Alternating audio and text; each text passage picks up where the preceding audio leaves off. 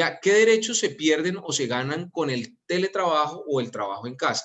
¿Son la misma modalidad laboral o son modalidades diferentes reguladas por distintas normas? Bueno, ¿qué derechos se pierden o se ganan con el teletrabajo o el trabajo en casa? Bueno, ¿qué derechos se pierde?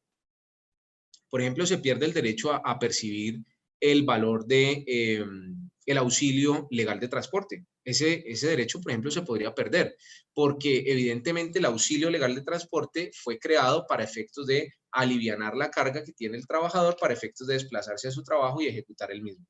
Esa es simplemente la virtualidad del auxilio de transporte. Teniendo en cuenta que el auxilio de transporte legal no es un pago salarial, sino que es un pago por concepto de auxilio, como lo dice la ley, pero es un auxilio que se entrega de forma legal y que además de eso se incrementa según cada año y por lo tanto, pues perdería ese derecho el teletrabajador frente al, a cualquier otro mecanismo, digamos que lo pierde de forma completa.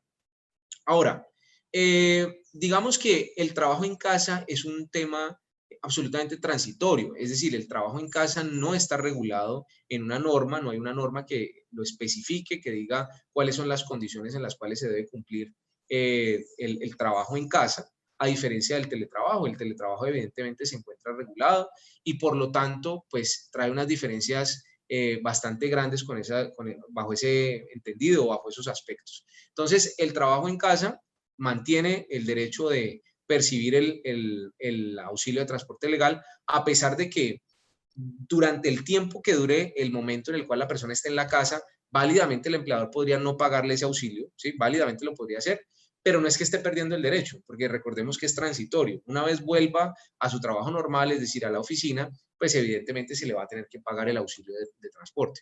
Ahora, pensemos en otra cosa. Si se trata, por ejemplo, de una persona que está en teletrabajo y le pagan o le subsidian el internet, le pagan una parte de la energía o la luz, le pagan además de eso un auxilio de agua, ¿sí? Pues en ese caso, si pasa a trabajo en casa y después va a tener que volver a una oficina, evidentemente va a perder es posible que pierda ese beneficio de que le subsidien algunos gastos de la casa en temas de servicios públicos, ¿vale? Entonces es muy probable que se pierda ese beneficio.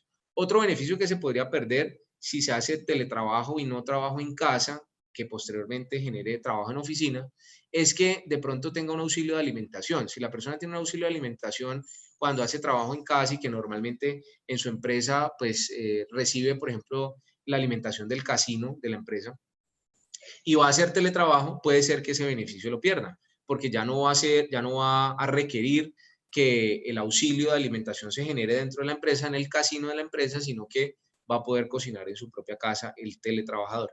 Por lo tanto, podría perder ese beneficio.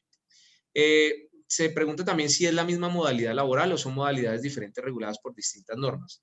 Lo que debe decirse o precisarse es que sí son diferentes modalidades, pero no están reguladas por diferentes normas. El trabajo en casa, como dijimos, no está regulado por una norma en Colombia. En cambio, el teletrabajo sí. Por esa razón es que definitivamente estamos frente a una situación bastante particular en la cual pues el trabajo en casa fue tomado como una opción absolutamente excepcional, la cual nos permitiera obviamente sobrellevar la crisis, pero de ninguna manera mantener el trabajo en casa como una opción. Sería pasar al trabajo en modalidad de teletrabajo, que está regulado a través de la ley 1221 del año 2008 y por medio de la cual pues podrán revisar cuáles son las condiciones que se deben seguir para efectos de hacer teletrabajo. ¿Listo?